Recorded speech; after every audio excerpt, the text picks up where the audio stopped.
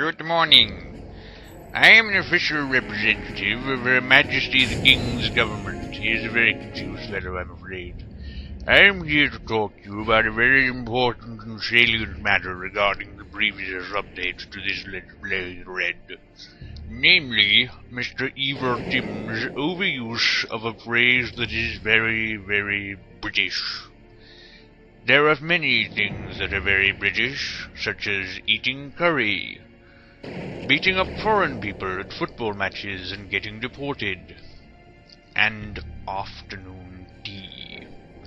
One of these many things is the phrase, ladies and gentlemen. For his overuse of this phrase, possibly allowing the Germans to win the war, he has been set on fire, thus explaining the incredible lateness of his updates to this Let's Play thread. We apologize for any inconvenience caused by the random dispensation of justice by Her Majesty's government, and we now return you to your scheduled idiot for the duration. Yes, it was a very, very unfortunate thing that occurred there, and I'm sorry about that. I should never have allowed justice to prevail. I should have hired a better lawyer. I should have, I don't know, shot things at people when they tried to arrest me, but sadly not. In any case, we're going to be doing some Decepticons. There's tons of you in this level. That means that one won't be missed either way. But my mummy told me that one person could make a difference. Well, your mummy watched too much Knight Rider. One of you guys can't make a difference. But that's terrible.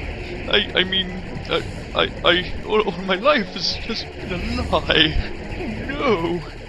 Anyway, right, we're here, we've got a bunch of bunkers here, we've got to defeat the guys from the bunkers, we have got to not die, unfortunately, I fail at that. Take that, bunker, go that bunker.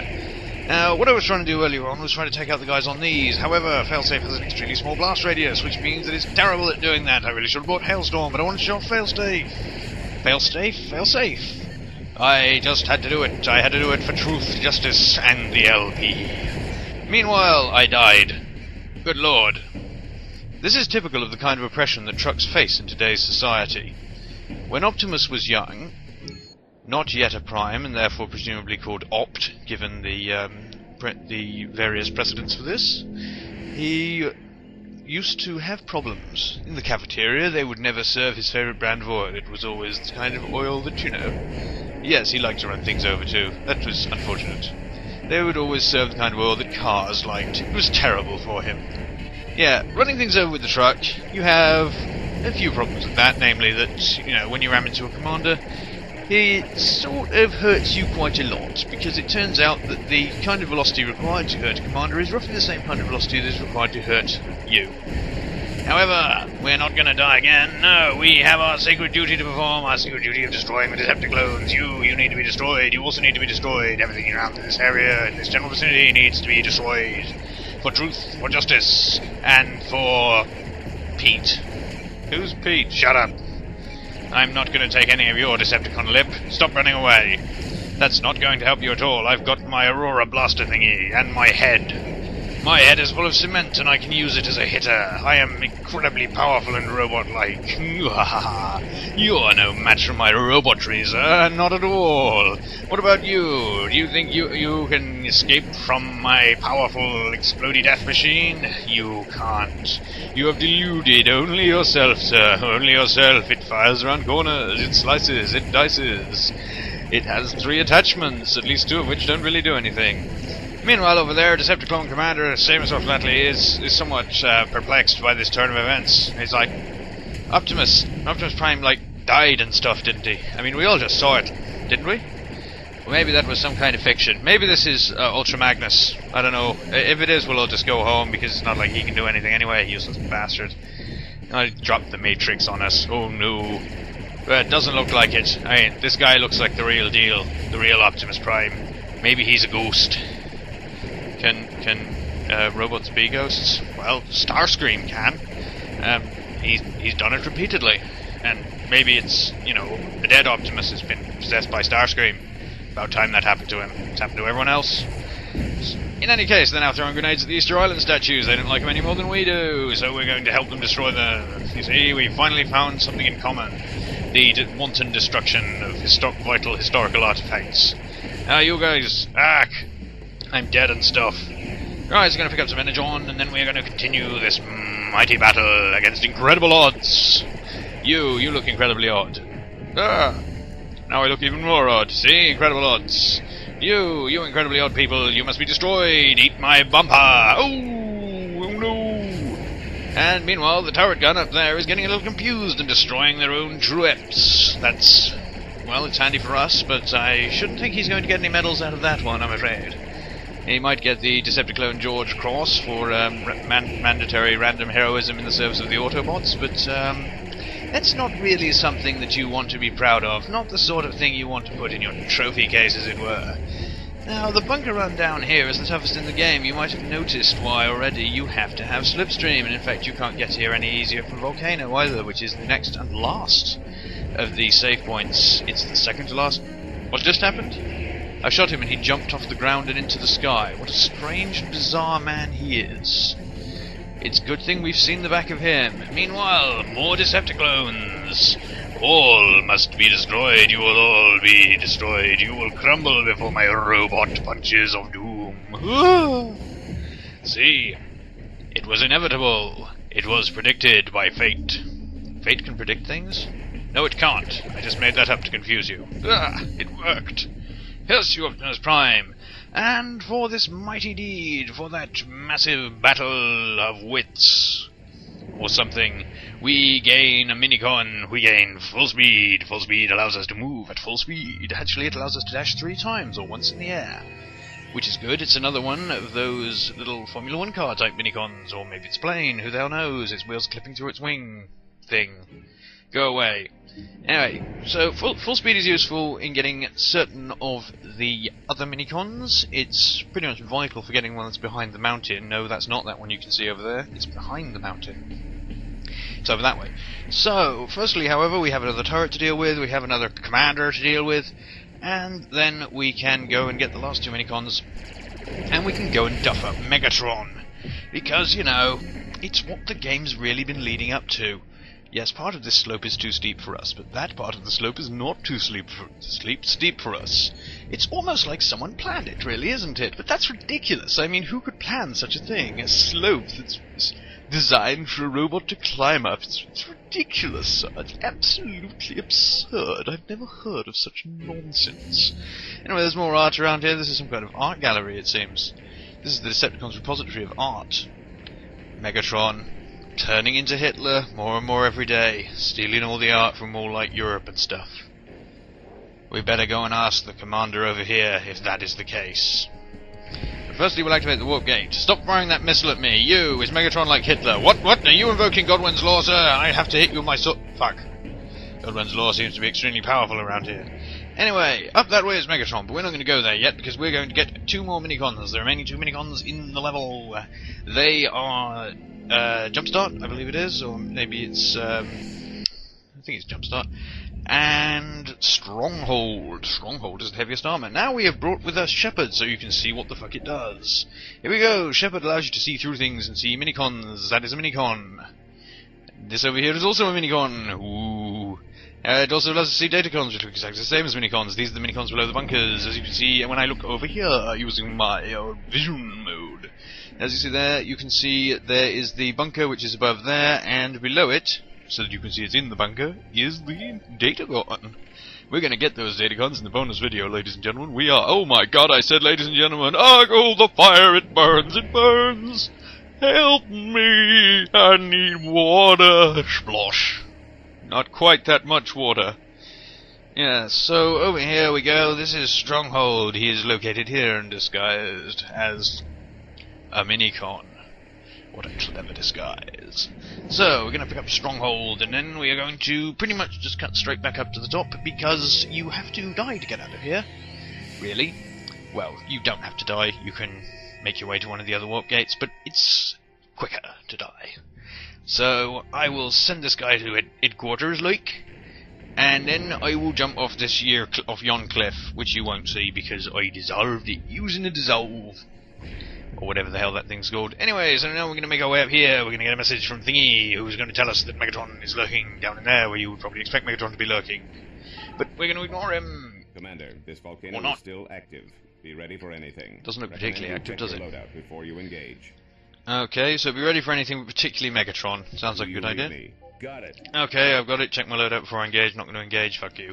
Right, that down there is our last Minicon, which is, I believe, a Jumpstart, which is the heavy electrical beam, and is a load of fucking bollocks, and you will see it in the bonus video being a load of fucking bollocks. Okay, so 3 stealth dashes and wings. Right, so we're going to fly our way across the volcano, and then we are going to switch on Shepherd, so that we can see where the hell we're going, which is over there. You'll see we've got one last dropship here in search of lollies. It's going, there's no lollies on this island, is there? Decepticons lied to me. Okay, round here is Spark Jump, and we have got Aftershock, so we are fully equipped to deal with the jet sniper who attacks us right after we pick it up. That bastard. Okay, we had just heard him activate then. Okay, so here we go, we're going to pick up Spark Jump. Spark Jump is a red 4-bar Minicon, which is like the other electrical beam, only moderately less shit, because it can hit more targets and does very slightly more damage, but still doesn't really do any damage, really. So, fuck you, Jumpstart, get back to HQ, you shit. Okay, we got ourselves this guy, you can eat my beam gun blaster thingy, ha ha ha. Oh no.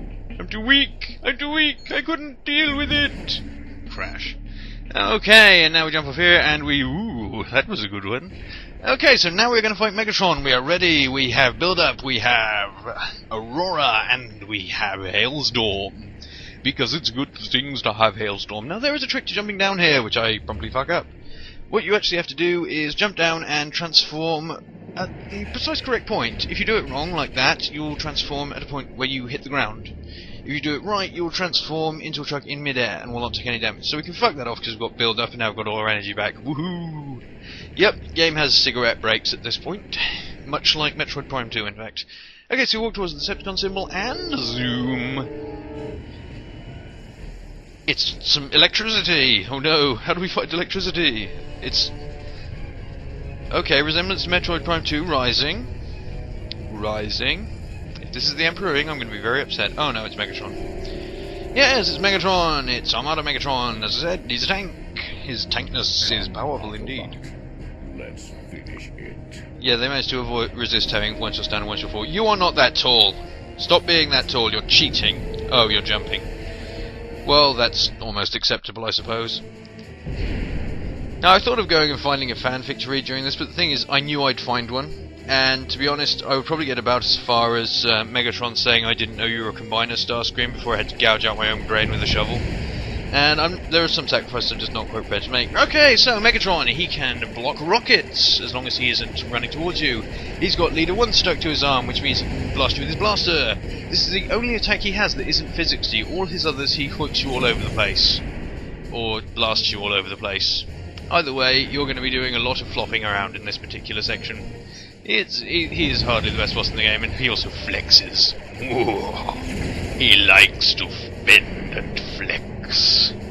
Alright, so we've got our last one is an empty Minicon slot. Yeah, and he can now turn into his tank form. Now, you're asking yourself, why is Megatron a tank? You're asking yourself. Well, it's an interesting story. Well, it probably isn't, but still.